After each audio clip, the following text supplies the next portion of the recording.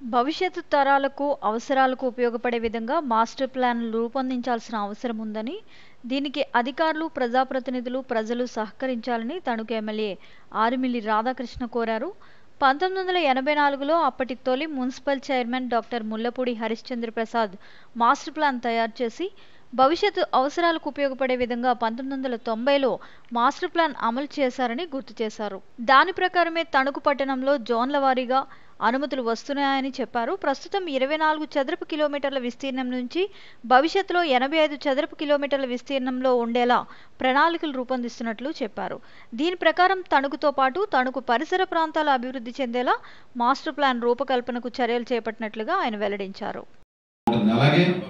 Public services లో schools, hospitals, అలాగే ఇతర పబ్లిక్ పార్క్స్ ఏ విధంగా ఉండాలనేది కూడా ఈరోజు దీంట్లో పెట్టి, అలాగే వాటర్ బాడీస్ ఎక్కడ ఉండాలి, గ్రీన్ స్పేసెస్ ఎక్కడ ఉండాలి, ఇవన్నీ కూడా చాలా క్లియర్గా ఈ మాస్టర్ ప్లాన్ని డిజైన్ చేసి మనం ప్రజల ముందు ఉంచితే భవిష్యత్తులో ఒక సిస్టమేటిక్ వేలో ప్లాన్గా భవిష్యత్ అవసరాలు తీర్చే విధంగా రాబోయే 30 సంవత్సరాలు 40 సంవత్సరాల అవసరాలు తీర్చే విధంగా ఇది ఉపయోగపడుతుంది. ముఖ్యంగా హౌసింగ్కి సంబంధించి మనకి ఈరోజు మూర్తి గారు చెప్పినట్లు ప్రభుత్వం కూడా 40 ఫీట్ నుంచి 30 ఫీట్కి తగ్గించింది.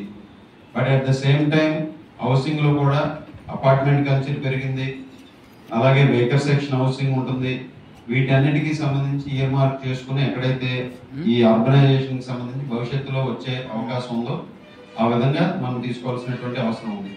ఇవన్నీ కూడా కన్సిడరేషన్లోకి తీసుకుని ఒక డ్రాఫ్ట్ని మనం ఇచ్చి, అలాగే ఇక్కడ వివిధ పార్టీల రిప్రజెంటేటివ్స్ చెప్పినట్లు వాళ్ళ ఏదైతే రోడ్స్ కానీ, అలాగే ఎక్కడైతే ఇప్పుడున్న ఎగ్జిస్టింగ్ మాస్టర్ ప్లాన్ కూడా రివ్యూ చేసి అక్కడ ఫీజిబిలిటీ లేకపోతే దాన్ని ఇంప్లిమెంట్ చేయడానికి దాన్ని మార్చి ఆల్టర్నేట్ కూడా ప్రపోజ్ చేస్తే బాగుంటుంది. ఆ విధంగా ఇక్కడ కూడా మనం ఆ విధంగా ఒక బెస్ట్ మాస్టర్ ప్లాన్ తీసుకొచ్చి ఈరోజు అర్బన్ పాపులేషన్ కూడా మనకి ప్రతి సంవత్సరం పెరుగుతుంది.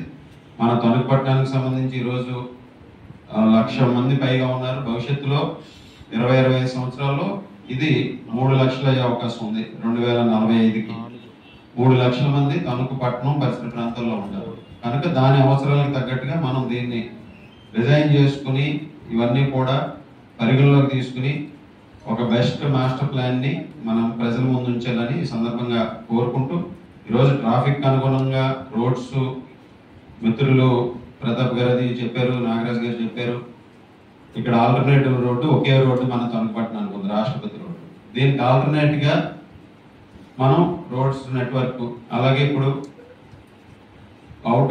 అవుటర్ సైడ్ రోడ్ నెట్వర్క్ని పెంచుకుంటూ ఎక్కడైతే బెస్ట్ పాసిబిలిటీ ఉందో ఆ విధంగా ఇప్పుడు ఉన్న కరెంట్ టౌన్ని తీసుకుని ఈ ఎగ్జిస్టింగ్ టౌన్కి కనెక్టింగ్ బెటర్ రోడ్స్ పెట్టుకుంటూ దాన్ని ఎక్స్పాండ్ చేసుకొని విధంగా మాస్టర్ ప్లాన్లో ఉంటే బాగుంటుంది.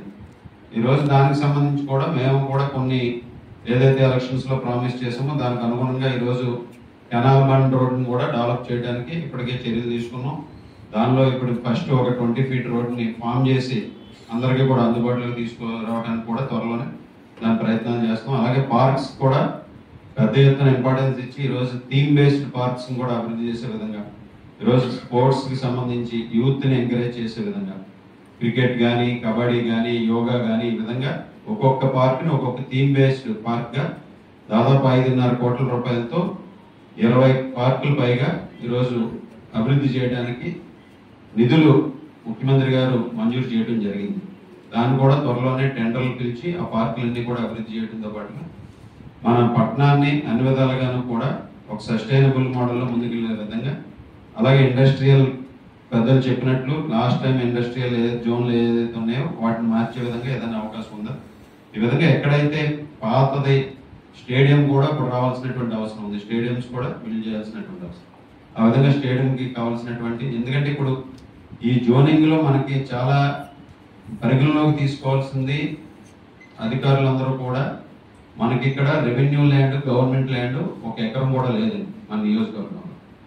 సో ఎప్పుడు ఏ కార్యక్రమం చేసినా, ఏ పబ్లిక్ సర్వీసెస్లో మనం ఏ కార్యక్రమం చేయాలన్నా ఎక్వైర్ చేయడమో లేకపోతే పీపీపీ మోడ్లోనో ఏదో మోడ్లో తీసుకోవాల్సినటువంటి అవసరం ఉంది భవిష్యత్తులో.